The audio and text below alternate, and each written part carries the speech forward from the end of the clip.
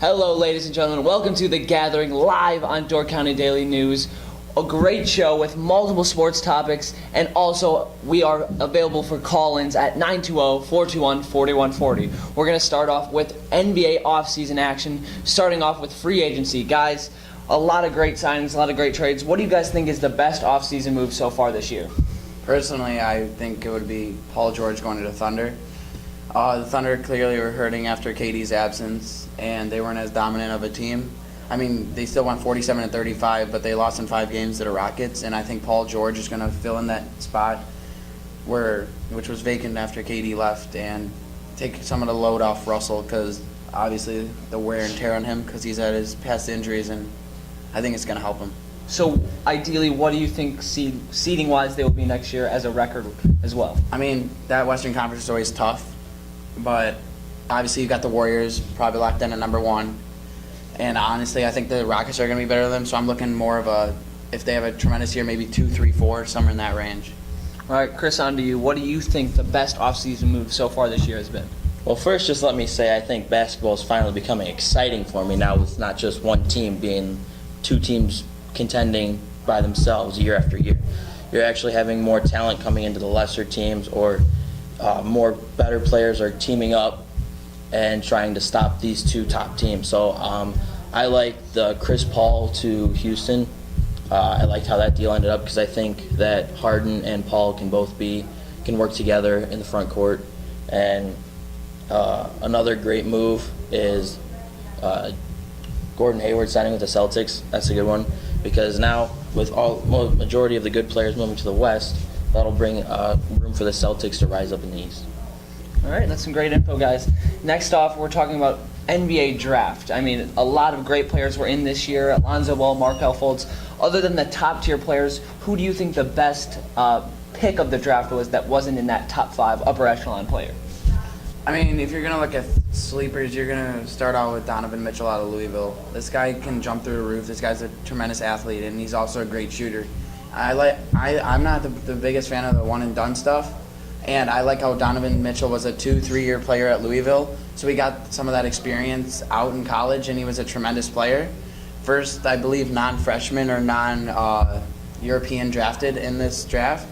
And as you can see already in Summer League, he's been balling out for Utah, and he's going to help take off the load that they're missing from Gordon Hayward. Now, Chris, we talked about some of these super teams being more competitive. How do you think some of these teams that gave up some of their depth will fare now getting some of these all-stars, but like the Celtics, they had to give up Avery Bradley, give up Jay Crowder. Do you think that will benefit them, or they'll be around the same? No, I think it benefits because you're essentially gaining a superstar, or next to superstar. Exactly. And some of these guys that they're giving away are just kind of role players or just right above role players, but superstars together, like it could be essentially watching like the All-Star game because that's fun. People don't really play defense, but that's besides the point. Right. You see scoring, and they're always good games. All right, well, I think actually we have a caller. We're ready whenever you are. Yeah, the home run derby was great last night. Aaron Judge put on a show, but I really like the dunk contest. You know, Zach LaVine and Aaron Gordon had a great competition a couple of years back. Which one do you all think is the best all-star competition, the dunk contest or the derby? All right, Justice, you can go first with that one. I personally think that the home run derby is more of it's more entertaining for people because I'm pretty sure like the ratings on that, I'm pretty sure more people tune in to watch the home run derby just because more people like watching baseball than basketball. I mean, not like the whole game because I mean a lot of people hate that, but more so than just like doing dunks, like that's not more like a part of the game.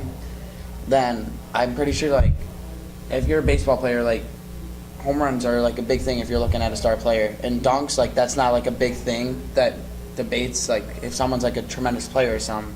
So if I'm gonna watch like some good players, I'm gonna turn on Home Run Derby. Exactly. I actually agree with you on that one because if you look at the All-Star game weekend in basketball, the people that are in the dunk contest are usually not All-Stars. It's Zach LaVine, it's Aaron Gordon, two players that aren't really in the All-Star game. They have potential. They just have great vertical leaps or Right. great dunking skills. Right. When you look at the All-Star game in terms of the Home Run Derby, Aaron Judge, just a freak of nature who's hitting home runs unbelievably far, just on pop flies, hitting them over 400 feet. He's a player that's starting in the All-Star game, as well as Bellinger, as well as all these other players. Almost every player in the Home Run Derby was also in the All-Star game. Right. So if you look at that, I think the competitive balance definitely gives MLB talent. the edge. Chris, what do you think?